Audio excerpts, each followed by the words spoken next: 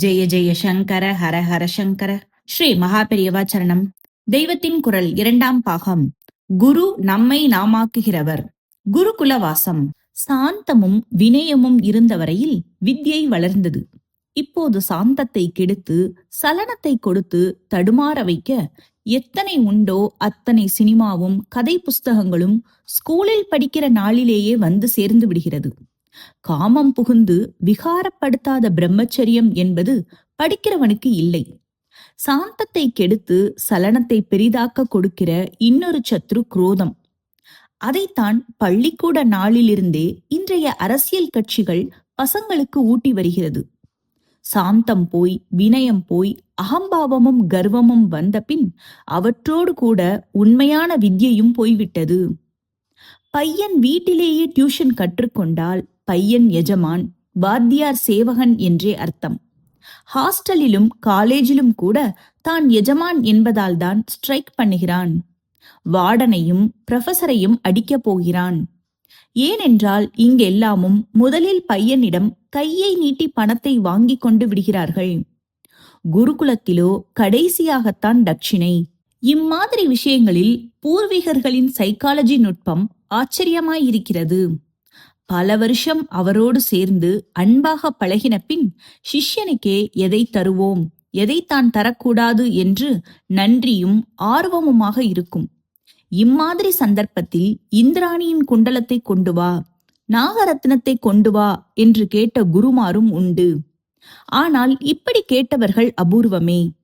சிஷ்யனால் இம்மாதிரி அசாத்தியத்தையும் சாதிக்க முடிகிறது என்று காட்டி அவனை பெருமைப்படுத்தவே இவர்கள் இப்படி கேட்பார்கள். பொதுவில் எந்த குருவும் துராசை பிடித்து எதுவும் கேட்க மாட்டார்.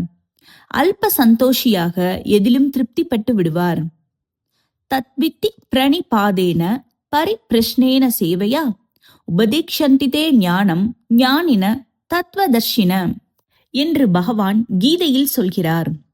பரமாத்ம தத்துவத்தை தெரிந்து கொள்ள வேண்டுமானால் அப்படி தெரிந்து கொண்டவர்களான ஞானிகளிடம் போ. அவர்களிடம் வணக்கத்தோடு பணிவோடு பிரணிபாதேன நடந்து கொள். அவர்களுக்கு சேவை பண்ணு. சேவையா கவனமாக கேட்டு கேட்டு பரிப்ரஷ்னேன உபதேசங்களை பெற்றுக்கொள்.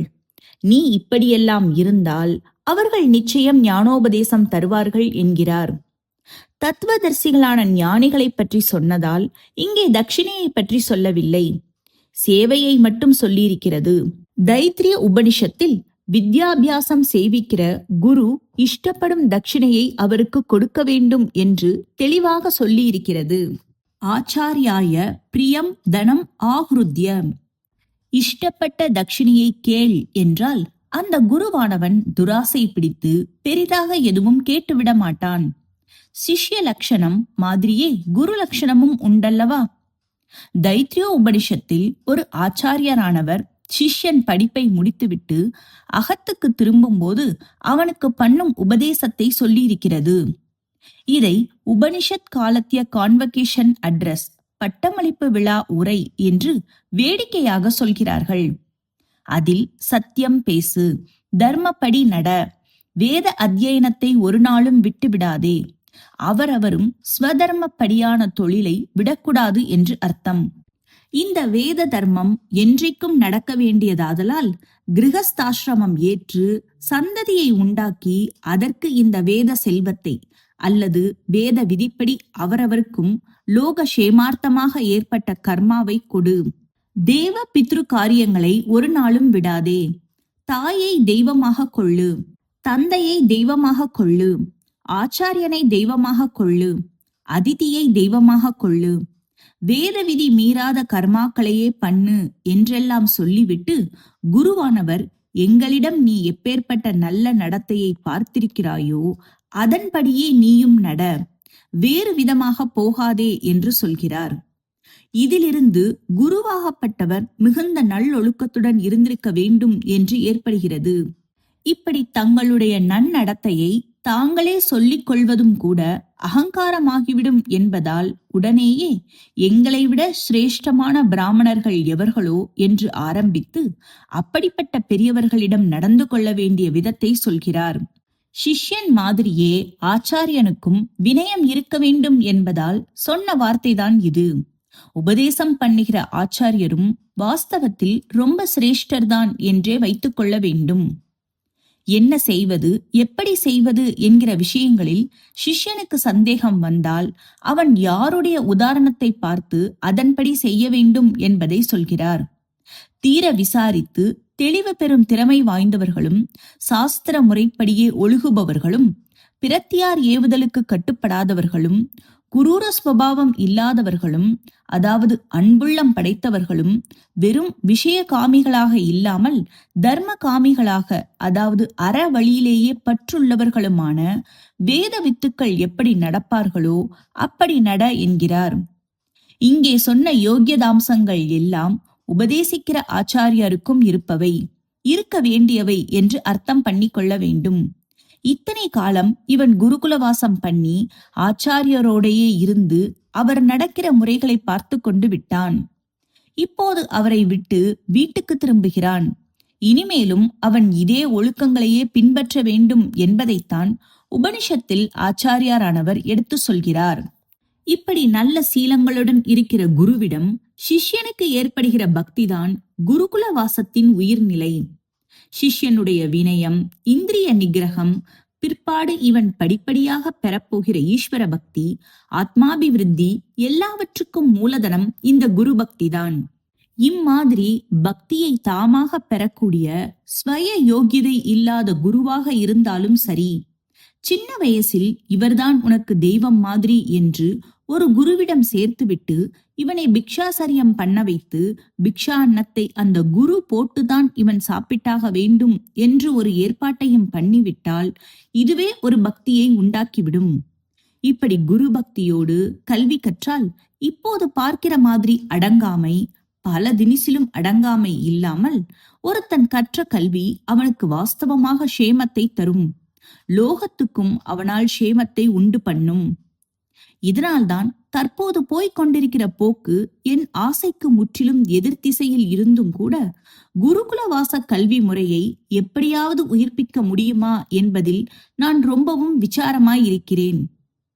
என் ஆசை பள்ளிக்கூடத்தில் ஒரு வருஷம் ஃபெயில் ஆகிவிட்டதாகவாவது நினைத்து கொண்டு ஒவ்வொருத்தரும் தங்கள் குழந்தைகளை ஒரே ஒரு வருஷமாவது குருகுலவாசம் பிக்ஷாசரியம் பண்ண வைக்க வேண்டும்.